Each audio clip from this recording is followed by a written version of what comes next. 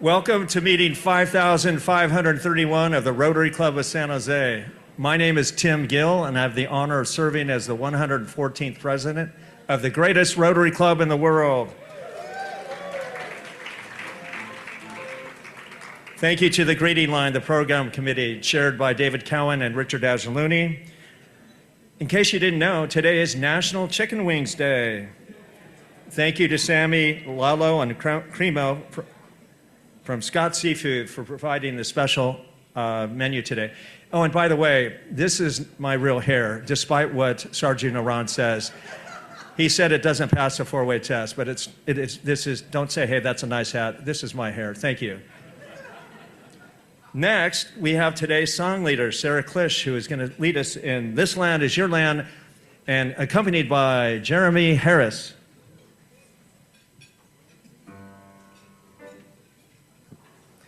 So I invite you all to stand because I would love to hear your voices along with mine, and to help you out, the words are going to show up here on the screen in just a moment. Woohoo! This land is your land, this land is my land, from California to the New York Islands, from the Redwood Forest to the Gulf Stream waters. This land was made for you and me. As I was strolling, and wheat fields waving, the dust clouds rolling, and as the fog was lifting, I was calling. This land was made for you and me.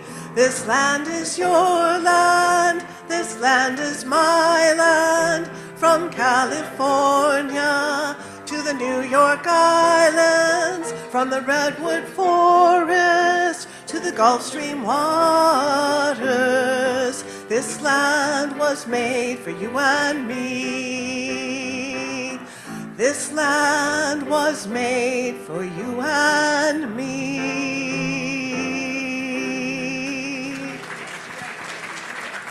Woohoo, that was awesome. Thank you, Sarah and Jeremy. We appreciate you guys. Okay, so now we're going to have a moment in San Jose's history.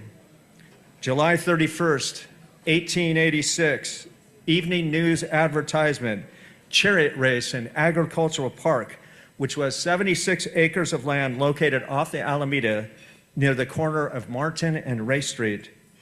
Between 1859 and 1901, that park served as our county fairgrounds and hosted livestock fairs, fancy dress balls, traveling circuses, and exhibitions. It included a horse racing track, bicycle track, baseball fields, and picnic grounds. And this history is the courtesy of Karen Sununu Towery. Thank you for all your research. Now we have the introduction of our Red Badge traveling mics. This week's traveling mics are Ben Jordan and Jose Castillo. Please introduce yourself and tell us who your sponsor is. Good afternoon, everybody. My name is Ben Jordan, and my sponsor is Hal Hendrickson. All right, thank you. My name is Jose Castillo, and my sponsor is Tom Bondi. All right, thank you. Since we have a very packed agenda, and we have 26 guests here by DeAnna Pursai, who just set a record. Way to go, DeAnna! So unfortunately, we're not going to be able to introduce all the guests, but we appreciate everybody that's here. Why don't we have all DeAnna's guests please stand up? And let's give them a big round of applause. Also, any other guests that Rotarians brought, please stand so we can give a warm Rotary welcome. Thank you for visiting our club. We hope you enjoy your visit, and consider joining Rotary. It's one of the best decisions I ever made. And good afternoon, Trudeau. All right. So the program committee update is David Cowan and Richard Angeloni. They're up next. Come on up, David, and give us that update. Thank you. Let's hear it for David Cowan. And my sidekick, Richard. Don't give me love, Tim. All right, given the time is short, we are going to go through this quickly. As a proxy, you've heard me say this before, as a proxy for how we are doing as a program committee, we like to look at attendance.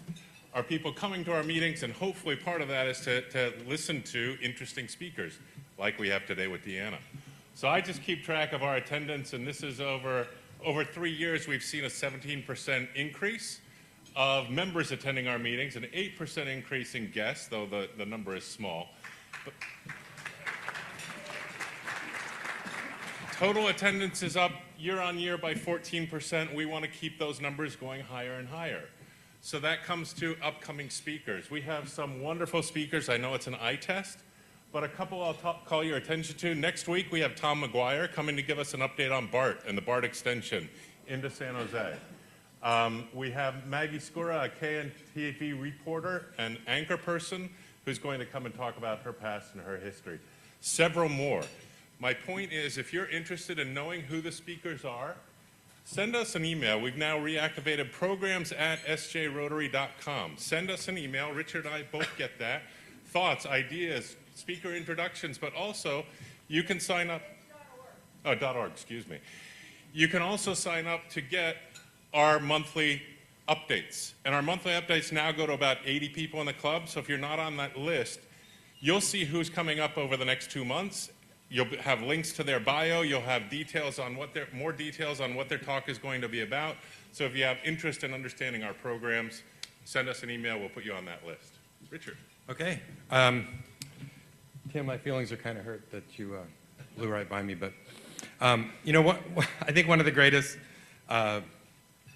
benefits of attending Rotary in person is great speakers. I mean, many of you probably know Joe Meless.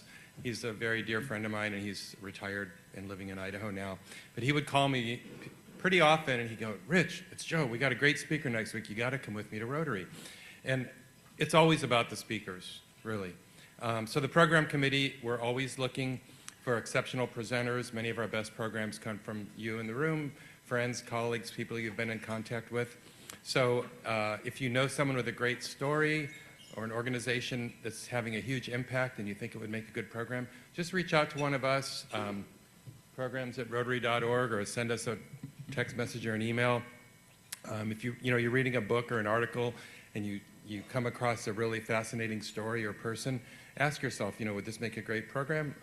If they're local or willing to travel, that's even better. Send a note to programs@rotary.org or reach out to one of us. I just want to say great speakers make great meetings. And with your help, we can continue to bring fresh ideas and keep filling up this room. Thank you. Ready?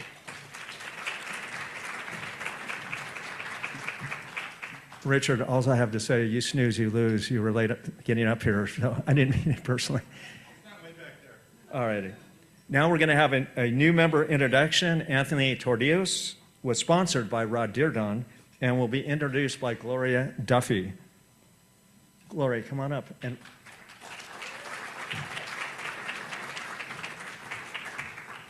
Thank you so much. I'd like to take 2 seconds of my very brief introduction to shout out to the San Jose Symphony, who years ago premiered the symphonic version of This Land Is Your Land, probably the most exciting cultural event I've ever been to, with much of the Guthrie family here, Woody Guthrie's kids and so on. So shout out to the symphony. Anthony Tordillos was a man after Rod's own heart. Born and raised in a working-class, low-income home in Washington State.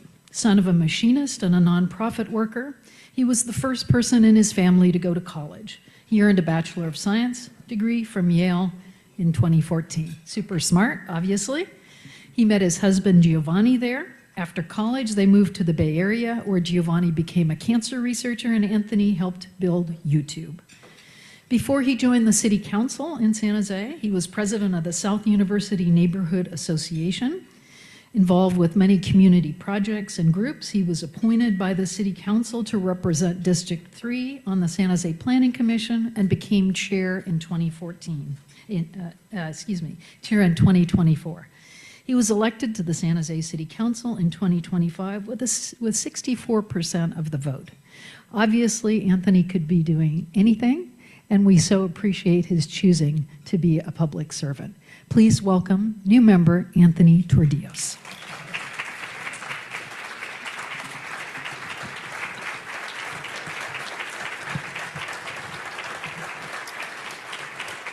Well, thank you, Gloria, for the very generous introduction, and thank you all for the warm welcome. My name is Anthony Tordillos, and I've already had the privilege of meeting many of you through my work on the San Jose City Council, where I have the pleasure of representing District 3 and our incredible downtown community. I was inspired to join Rotary because I looked around and I noticed that so many of the folks that I respected across politics and civil service and the private sector and the world of nonprofits were all members of this club. So I figured that if they all collectively thought that Rotary was a good use of their valuable time, that there must be something to it. And as my late sponsor, Rod Dearden, told me in our final meeting together, he said that if I was serious about wanting to serve my community and do some good in the world, that Rotary was an organization that I absolutely needed to be a part of. So I took those words to heart and joined. When I'm not busy with my work on City Council, I love spending time with my husband, Gio, and our dog, our corgi, Mochi, as well as traveling, reading a good book, and cooking. So in the first year with the club, I'm just looking forward to getting to know more of you all here. So thank you again for the warm introduction. Thank you, Anthony. You're going to be a great Rotarian. And why don't we step over here and get a picture?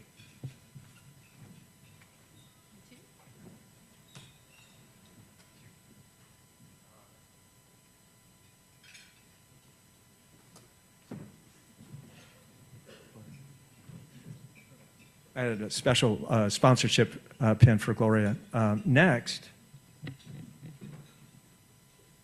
we have a new Blue Badge presentation, but I'm not sure she's here. Melody Lind? Is, oh, she is. Come on up.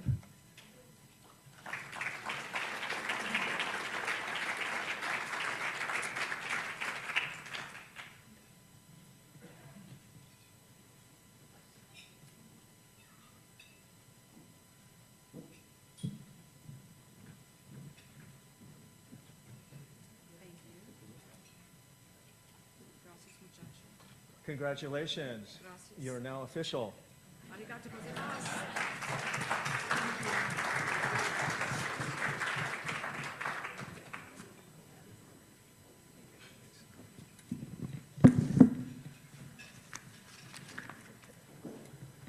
Just in case you're wondering, well, actually, next week we're going to be celebrating donations with our annual Paul Harris recognition ceremony. And just in case you're wondering where that $400 goes to, 100 of those dollars goes to our Rotary Club's permanent endowment. $200 of that goes to our club foundation to fund our committees and operations. $100 goes to Rotary International, and that is used for the eradication of polio and for peace, health, and sanitation projects. Over time, $35 of that $100 comes back to our club through district and global grants to fund our international projects. Now, Bunny Layden will tell us about one of those projects that has been funded by your generosity. So thank you, Rotarians. Here's Bunny. Thank you.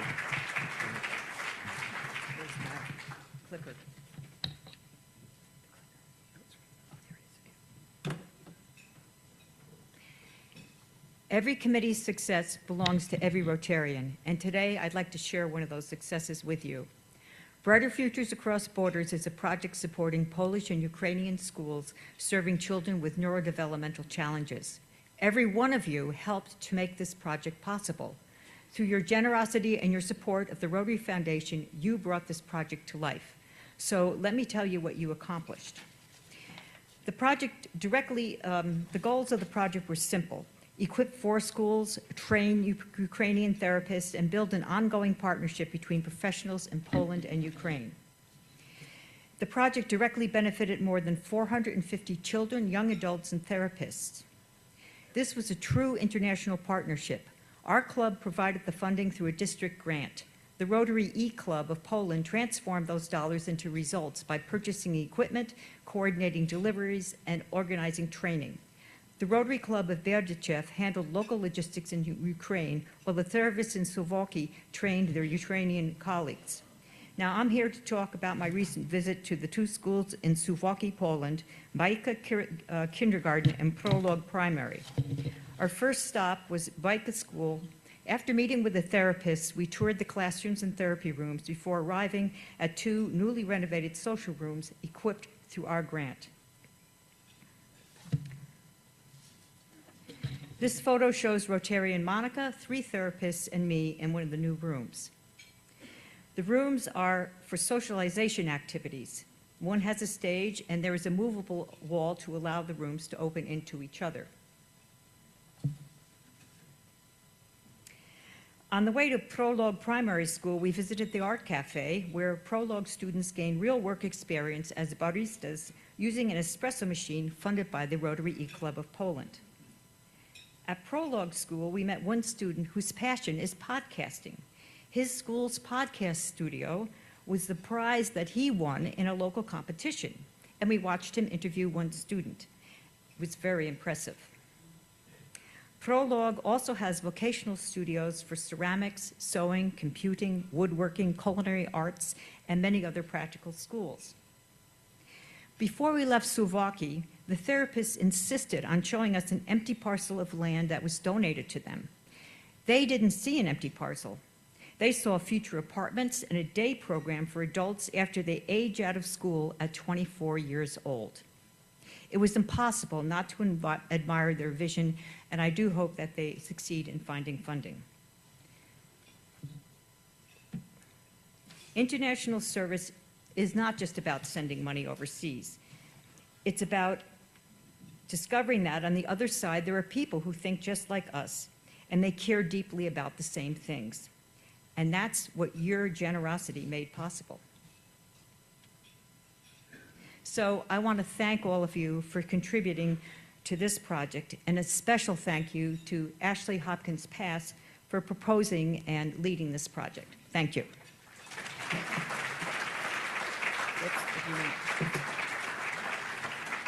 Thank you, Bunny. Now we have a history highlight from Suzanne St. John Crane.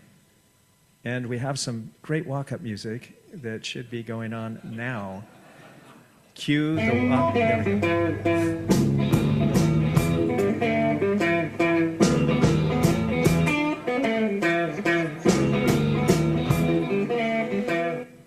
My friend John Lee.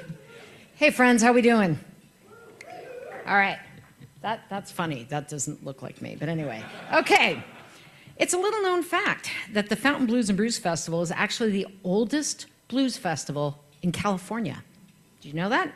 I didn't know that. The board didn't know that until we did a little research. So I'm here to share some fun facts with you about the signature San Jose event, helping to keep the blues alive in the Bay Area. So it was back in 1981 that San Jose State Associated students wanted to put on a free festival. So they started with the blues, because there were few opportunities at that point to hear live blues in San Jose. And perhaps more importantly, for a free student-run festival, blues acts work for cheap. So that is not the case today, I promise you, as the producer of the festival. So artists obviously need to tour now to make money. They can't sell it online. So they named the festival after the fountain on San Jose State's Tower Lawn. And the first festival featured prominent Bay Area acts like Little Charlie and the Nightcats, Charlie Musselwhite, and Sugar Pie DeSanto, who actually is the great aunt of Rotarian Milan Palantin. How about that for a fun fact?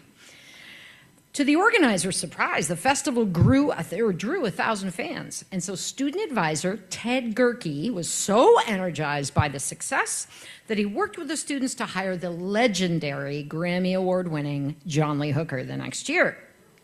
And so, fun fact, student Dan Ross, who was 19 at the time and has been a long time Fountain Blues board member, watched the festival sound guy put a microphone down low on the plywood stage, and he said, "Why are you putting the microphone there?"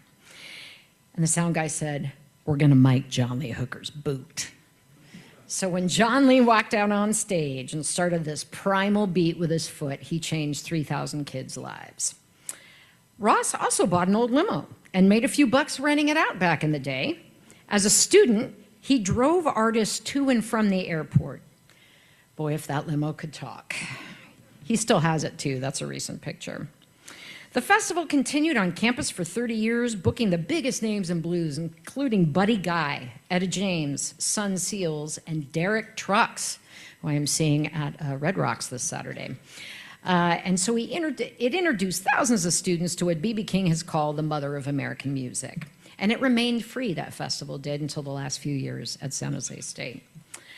In 1997, the festival's fate was threatened by financial reorganization at the university, but Metro newspapers, thank you, Dan Pulcrano, rescued the festival by signing on as a presenting sponsor. The festival relied on alliances with the Downtown Association and San Jose Jazz until forming its own nonprofit in 2013, the Fountain Blues Foundation. June 22nd was declared Ted Gerke Day in San Jose. Yes, you see a couple of Rotarians up there. You look a lot younger, Dan Orloff. Love you. Honoring the tenacious and quirky Fountain Blues Foundation founder, Ted Gerke, who passed away in 2019. So in 2024, Mayor Mahan asked us, why isn't this festival 2 days? And we partnered to raise a few bucks and made it so. Over the last 43 years, the festival's featured 180 artists from across the country and actually a few international artists. And just like the blues, which Gary Clark Jr. tells us isn't going anywhere, the San Jose Fountain Blues and Brews Festival is here to stay. Big thank you to San Jose Rocks and Dan Orloff for some of the history there, and you should check out his blues tribute and page on the San Jose Rocks website. Thank you very much.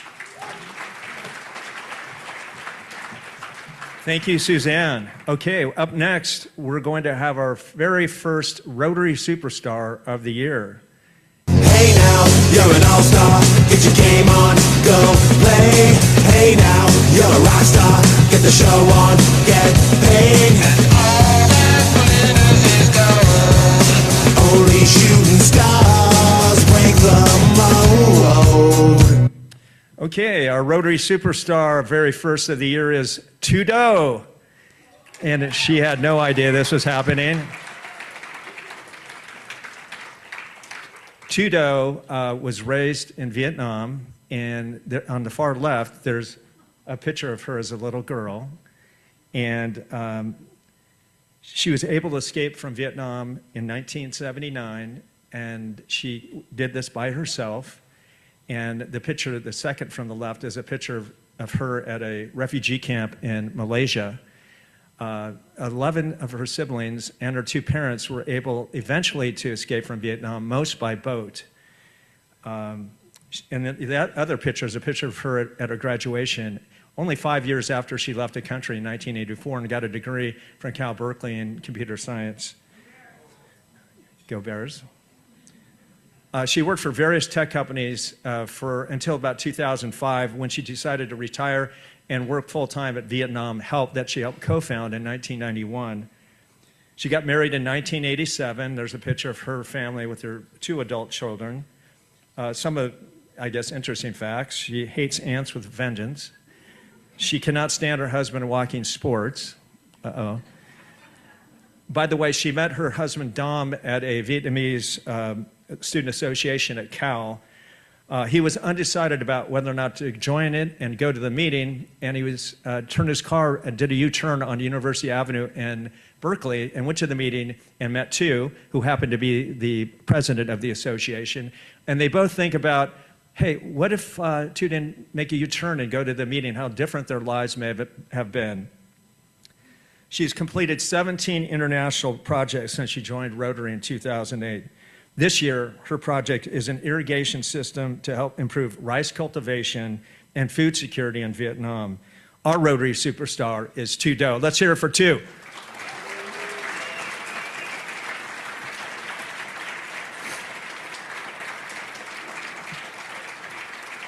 Thank you, Du.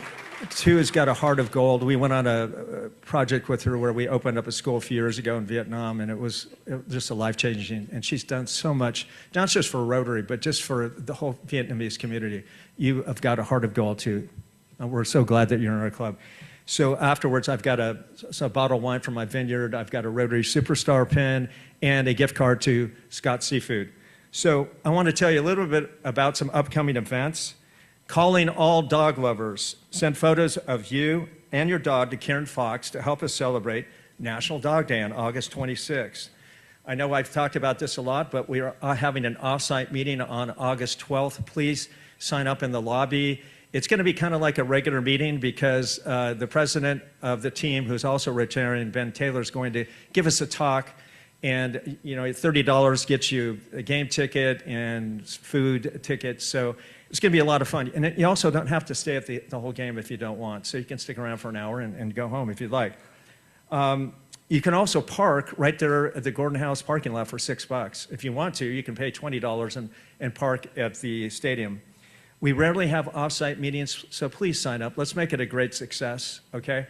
August 13th, we are having a golf tournament at Almaden Country Club. Great opportunity to play at a private club. Sunday, August 16th, fun and friendship event, a tribute to Prince, free concert at Levitt Pavilion. RSVP to Suzanne St. John Crane, who just gave us a little talk. Also, fall barbecue, September 16th. Sign-ups start August 12th. We are going to have a lot of fun. We've already booked a mariachi band, folklorico dancers, guacamole contest for the top 3 people that bring the most guests. I have some great prizes for you. And also, we've got, I think that's it. We have today's speaker is going to be DeAnna Pursai and is going to be introduced by Ed Correa. Come on up, Ed.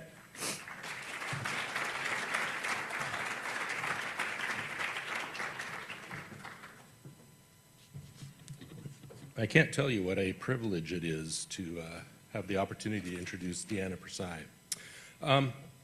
We each join Rotary for our own reasons.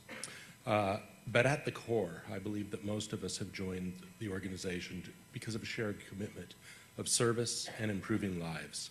Few demonstrate the passion as tirelessly as DeAnna Pursai. An educator, disability advocate, climate leader, and speaker, DeAnna continuously gives her time, talent, and treasures to Rotary and far beyond. She is the co-founder of the College of Adaptive Arts. She currently serves as co-chair for our own Neurodiversity Committee. Previously, she served 3 years as our district's Climate Action Council. DeAnna has received well over a dozen awards recognizing her contributions. Just 2, she's been recognized in 2022 as a CNN hero and received the Boy Scouts of America Silicon Valley Character Award. Throughout Rotary, TEDx, community leadership, DeAnna inspires audiences to amplify unheard voices, embrace belonging, and lead with purpose, compassion, and action.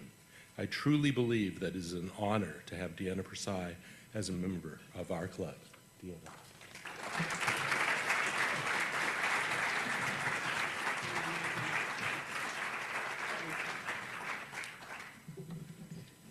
Okay, I'm going to get myself set up here. Green button. Okay. Thanks so much for having me come out today and present to you. I feel so honored to be speaking to this esteemed group of civic leaders, to our welcome guests, and to my cherished friends. Before I talk about the special education age-out crisis through innovation and policy, I do want to begin with a continuation of last week's presentation on high-speed rail. Our late, amazing past president Rod Dearden Sr. served the California High-Speed Rail Authority Board for 10 years after being appointed by Governor Gray Davis in 2001 and reappointed by Governor Arnold Schwarzenegger in 2005. He was the chair of the board from 2001 to 2003 during the very early and critical planning phases and was honored with the designation of chair emeritus upon stepping down. He was also instrumental in helping me make introductions that our college under West Valley College, and his leadership and legacy will reverberate here today within Rotary, as well as for years to come throughout our city, our county, our state, and our nation. Dr. Gloria, thank you so much for sharing your amazing husband with us.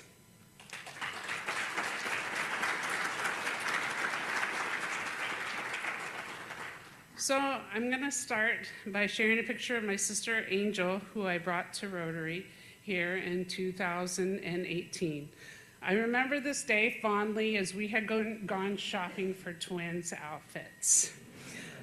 I was relatively new to Rotary, didn't know too many people, but I certainly remember when Susan Ellenberg walked up to Angel and graciously welcomed her to Rotary, and Angel replied, "Would you like my autograph?"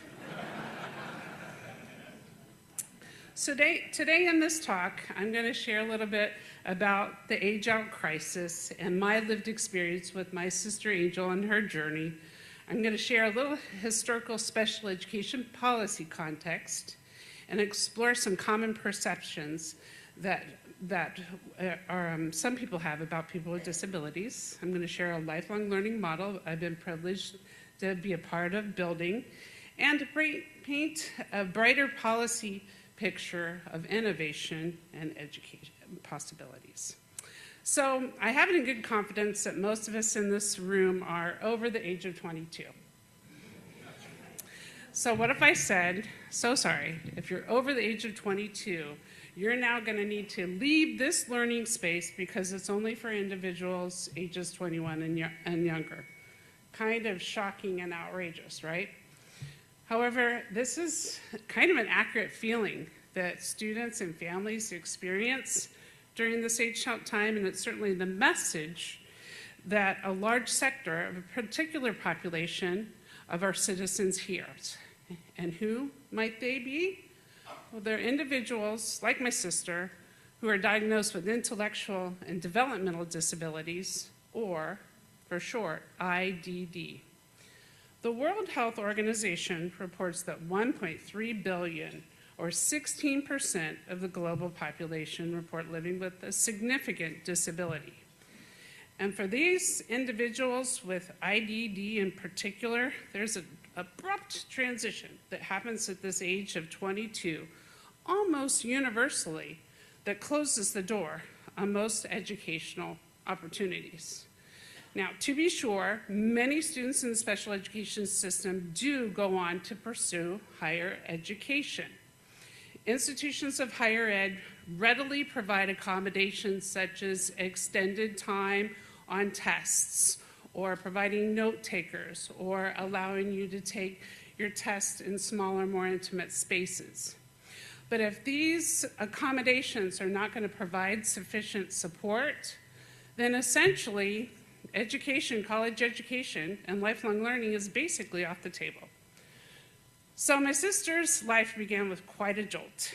She was born on a warm summer August morning in 1973 in rural Indiana, where I'm originally from. As soon as the baby was delivered, she was whisked out of the delivery room.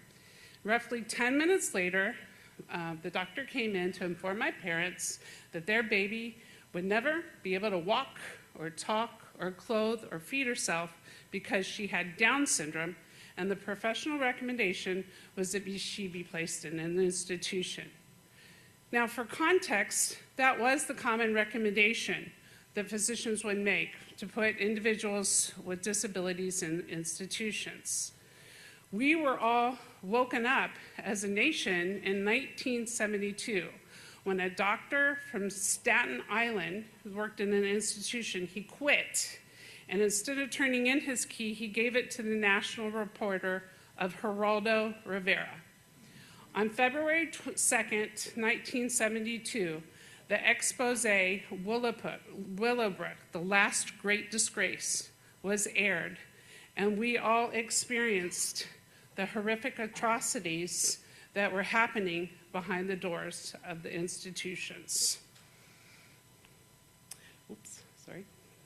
So, fortunately, my mom did not heed the advice that morning. She looked the doctor squarely in the eye and said she counted 10 soft fingers and toes and said, "Thank you, thanks but no thanks, I will be taking my baby home." So that day forever changed the trajectory of my life as well as the life of our family. Angel indeed learned how to sit up, and she learned how to crawl and to walk, and she became a beloved and cherished member of our family. We were basically attached at the hip. She was my guiding light and my life's soulmate. So we have a lake house in northern Indiana at Wawasee, which is kind of our family cabin and happy place. And one of my fondest memories of Angel is at dusk time, she loved to sit out the end of the pier and wave to the passing boats with her foot. So one notion I have been exploring is a lot of times people think, well, if you have an intellectual and developmental disability, it must mean you don't have intelligence. And Angel and so many others like her have certainly allowed me to appreciate that intelligence is not a zero-sum game. When you really get to know someone with an IDD, I've experienced they have tremendous amounts of insight and depth and perception and intelligence and agency and wit. One story that has really impacted me is how my sister Angel would act inside the house versus sometimes when she'd be out in the community. Inside, she'd be her normal, rambunctious, wonderful sister. Then over time, sometimes in the community, I'd realize that she just would kind of freeze up and not engage. And I started to realize that if the individuals she was around kind of were emitting this kind of patronizing, pitying look, she absolutely wouldn't respond. And then I look to the other side and they'd be kind of like, see, she just can't do anything. This was immensely frustrating for me because I was watching these self-fulfilling prophecies play out on both sides, and I knew deep down in my heart that this just wasn't reality. So as far as wit is concerned, Angel certainly got a lion's share in my family. My mom loves to share the time that she took Angel to their Wednesday night Bible study class at church. At the end of the class, each person got to go around and say an individual prayer. And when it came to my sister's turn, she proceeded to pray very loudly and very clearly, "Dear Lord, please help my mom stop cussing."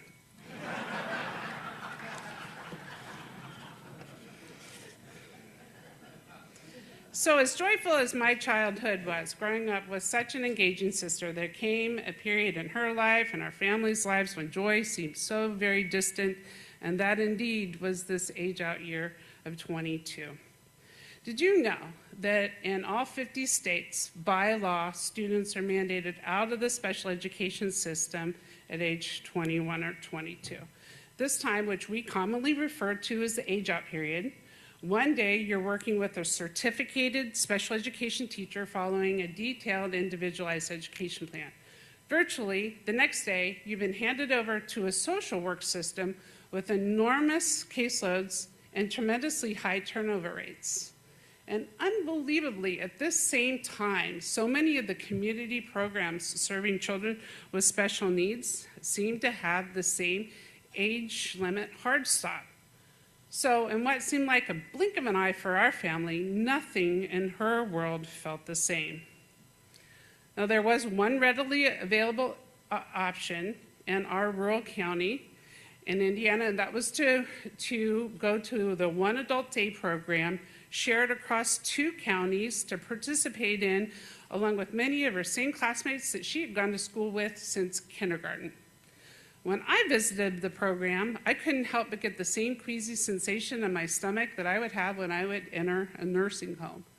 I was utterly devastated with the prospect of my sister attending a program which to me felt like daycare, all day, every day, starting at age 22, for the rest of her life.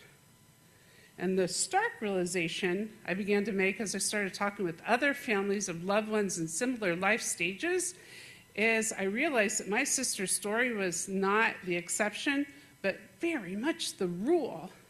It seems for the tens of thousands of young adults being mandated out of the school system each year at this age of 21 or 22, their landscape of viable options and opportunities dramatically decreases.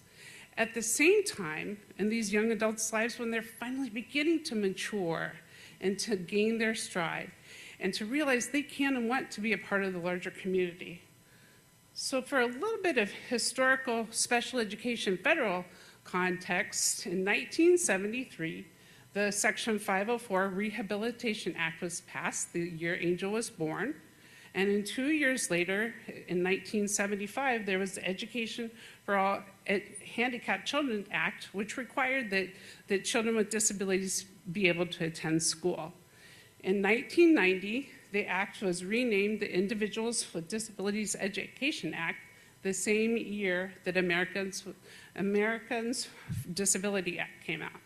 And as I was doing my research, what really stood out to me is that for the education, federal policies, they've never been funded for more than 16%, even though 40% was pledged back in 1990 with the IDEA, 16%. This seems to put the special education system kind of at permanent odds between the legal mandates that are required and the resources to fulfill these mandates. If we bring it here to the Rotary space, what if Rotary International changed their rules and decided one year that we're going to require that all the clubs provide backpacks to the children in San Jose for our club? It's a requirement. But they're only going to give us 16% of the resources to make it happen. So there was one shining light that remained a constant for my sister and our family, and that was the opportunity to participate in Special Olympics. Founded more than 50 years ago by Eunice Kennedy Shriver, this program welcomes children and adults of all ages and abilities to participate in a sport each season as long as they have an interest. It's welcoming, it's non-threatening, and it's widespread.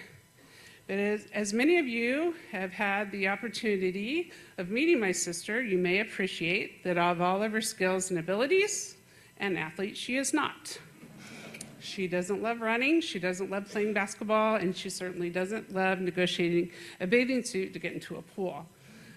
But what Angel really loves is music, she loves art, she loves dance, and she loves comedy. She absolutely loves telling jokes to get a laugh out of others. And truly, she's pretty masterful.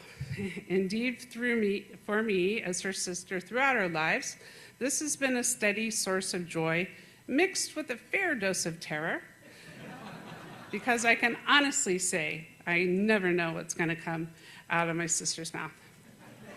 So what do you do when you see the love and light of your life enter a world with no program to support or cultivate her unique and untapped talents? You create one.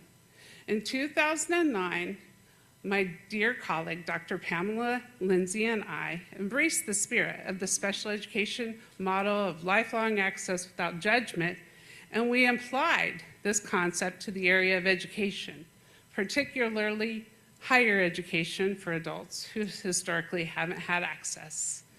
As one thoughtful individual put it, we built the college we couldn't find. At this college, to receive full credit, you need to show up and you need to have a desire to learn. Each course offering is just 1 hour a week, and the premise is you just sign up for the classes that you have an interest in. Students at the college range in age from 18 years old to students in their 50s, 60s, 70s, and counting. On our weekly tours, our student ambassadors proudly share that this is their forever school with no tests, no papers to write, and homework is optional. In 2009, we began in Capital Dance Company in South San Jose with 1 musical theater class and 12 adults. Fast forward to summer fall semester 2026, we have 320 students learning in person at West Valley College on their campus, across 12 states, learning online, and our first international student is zooming in from Lagos, Nigeria.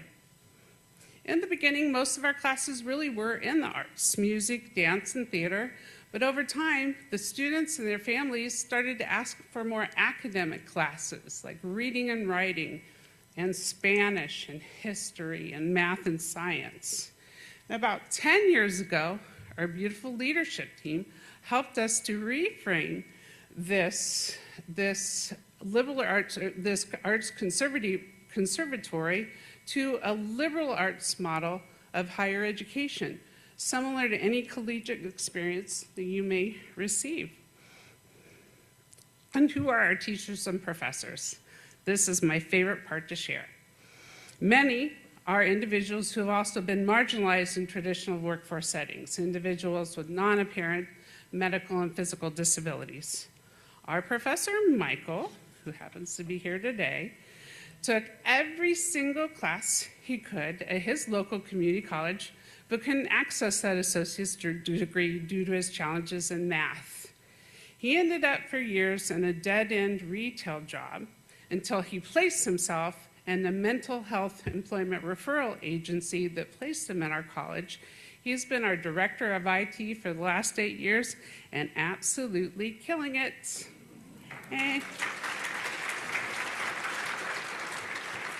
We also have lots of amazing staff who are graduates right here from San Jose State.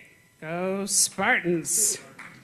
They are amazing staff with so many skills to share, and they also have lived experiences with autism and cerebral palsy and dyslexia and physical differences that have made traditional workforce opportunities a bit of a challenge. There's an annual graduation ceremony with keynote speakers, and the most liberating and refreshing part is that each graduate is welcome to re-enroll in a privately accredited certificate or diploma track for as long as they have an interest to continue learning. Apprenticeships and workforce opportunities have recently been added to our docket of offerings thanks to the County of Santa Clara, as well as State Senator Cortese, to build out freelance, non-routine opportunities for adults with IDD in areas such as marketing and teaching and accessibility support. We witnessed these apprentices firsthand shining their light on stage at the Montalvo Arts Center this past March at the Neurodiversity in the Classroom conference that they had. There was such a special interaction that unfolded on stage when they shared with local educators what they would have liked to have seen in their classrooms as children. It was a very poignant moment, and it really reminded me of the depth of their insights, persons with IDD and their agency and intelligence, and they're all in their late 30s and 40s. So the vision is to show how this expanded layer of collegiate education could be positioned on all campuses of higher learning to be as accessible and welcoming and widespread in education that Special Olympics so effectively provides to sports. When thinking about future policy initiatives, I'm really reminded of Maslow's hierarchy of needs. It seems like to date, many of the programs, particularly supporting adults with disabilities, have needed to kind of focus more on the base needs of food and shelter and clothing. This adaptive learning program is part of a new wave of innovative programs out there that are trying to address the higher levels of what it means to be a real human being. So those of love and belonging and esteem and self-actualization. So Angel texted me a couple of years ago stating to me she was missing me 555%. This was a bittersweet text to receive because Angel had remained a dynamic in-person and online learner until recently when her health took a steep decline as she's about to celebrate her 53rd birthday. Here's Angel this last month when I visited her in Indiana in her skilled nursing facility. She's got pretty impacted dementia now. So we recently sent out an end of the semester survey, and a consistent pattern of feedback emerged. This lifelong learning model appears to penetrate the same 3 increased outcomes regardless of the stakeholder group. We saw significant increases in hope and belonging and confidence. And who are these stakeholders? that are benefiting and could be a force multiplier of optimal impact. They're students with adults with intellectual and developmental disabilities, like my sister, who's so eager and hungry to embark on their unique and lifelong learning journeys. They are our parents. They are our faculty and staff with a myriad of skills to share that are absolutely thriving in this flexible and supportive workforce environment.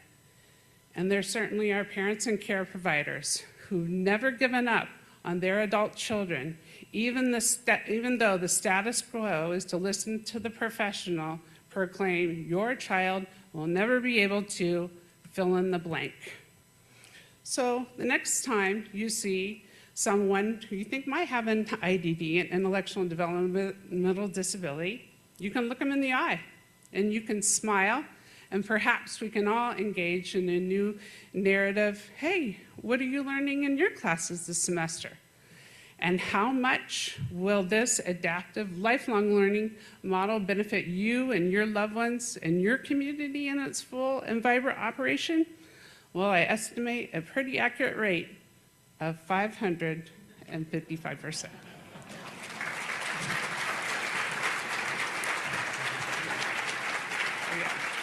Thank you.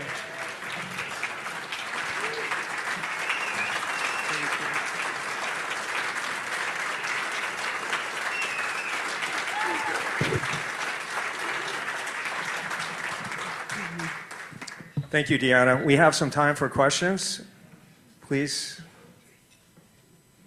Any questions? Yes.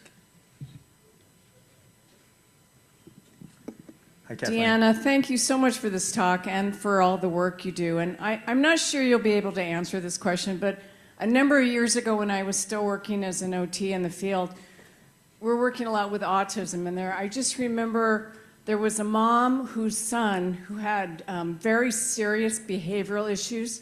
He had just aged out. Yeah. And this is a very sad story, but she ended up killing him and herself. I remember.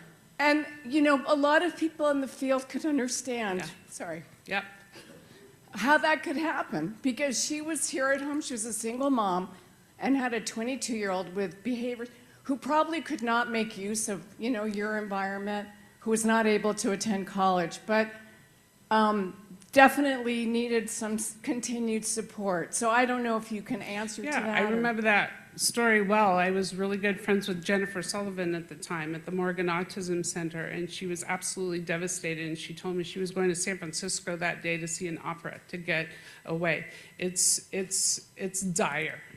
It's devastating. In our school, what we would say is they would need to bring their own care provider with them, and they can also learn online. So we're really trying to build out systems that can accommodate all, but it's not for the faint of heart. It's awful. But we have some leaders here from Sacramento, as well as Francisco from San Andreas, and we're all working together to try to build out new innovative programs that do try to reach all of these people. It's not easy. It needs to be funded more than 16%, and we need new legislation to build a safety net.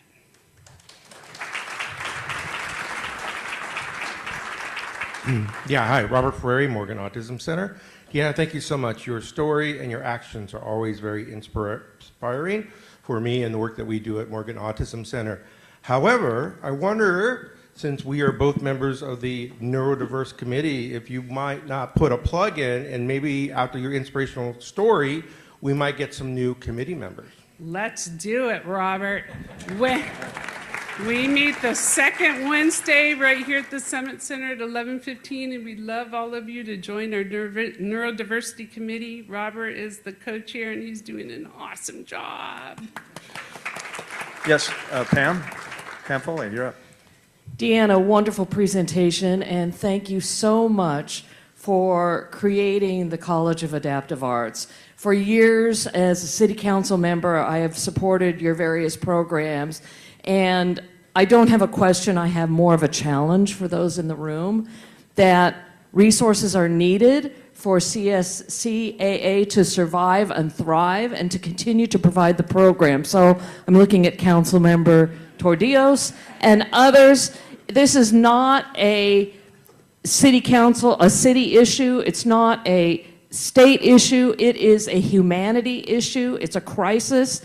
Somehow we need to be involved. We need to be able to open up our pocketbooks and help you as much as possible. I'm privileged to have been your chair as a Red Badger when you came in and followed your journey. And I just am so grateful for your story. You have inspired me to encourage the city to create a staff person who is dedicated to Office of Disability Affairs. And that's all because of what you have done and taught me. So thank you for that, and a challenge out there. Thank you to Pam Hawley City, and thank you to Susan Ellenberg for her work, her tireless work at the county. It does take a village. It takes a village. Thank you. Hi. I want to speak to the point that was brought up. The caregivers, the parents, their kids never move away.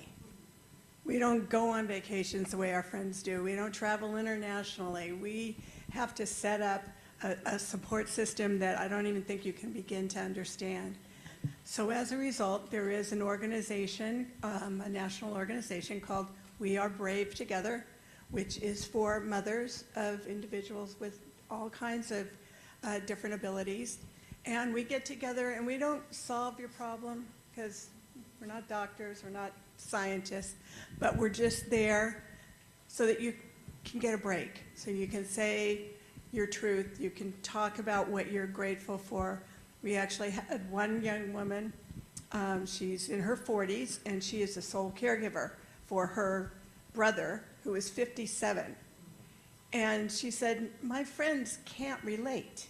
I mean, they've all got small children of their own, and she goes, they're making play dates, and so am I for my 50-year-old brother, and I will be until I don't have to be anymore. And it gets to you. And so we have an organization called We Are Brave Together. If you have friends that find themselves with this situation, please let them know. We get together maybe every 6 weeks for about 2 hours, and we just talk. And it's a chance for people to just be in an environment where they don't have to explain themselves or anything. They can just be with other people who already know their journey. Thank you very much. We have time for one And it's at question. CAA. Dave, really quick question. DeAnna, thank you again. I've been to the facilities there at West Valley. Credit to the community college system for having you there on that campus. And to, I think it was Swenson that was a big part of supporting the building that you're in. Correct. Can you speak briefly to the possibility of that happening at other community colleges? Obviously, you can't be alone in obvious need. Are there other places to do that? Yes, I have to be fast. Mission College wants us to come, and we're in talks right now with Mission College as well as Laney College in Oakland. So one day we will be on all college campuses. We're going to make it happen. All right. DeAnna, thank you very much for your presentation and the touching relationship you have with your sister and what you've done so much for our community with the College of Adaptive Arts. You've got a heart of gold. We're honored to have you as a Rotarian. Thank you for your great talk. In honor of you, we're going to make a donation to the Wheelchair Foundation and Washington Elementary School through our Los Amigos Committee. And I have a small jar of honey from my backyard beehives. All right, thank you so much.